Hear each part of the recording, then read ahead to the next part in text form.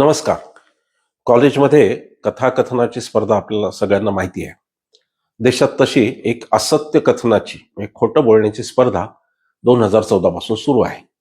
त्यामध्ये संघ परिवार, त्यामध्ये कॅबिनेट मंत्री आणि पंतप्रधान सुद्धा असे अनेक दिग्गज 2014 पासून भाग घेत आहेत.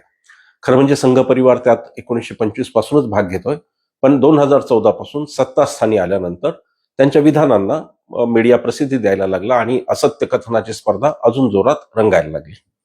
मागच्या आठवड्यात एक असत्य कथन राजनाथ सिंह यांनी केलं.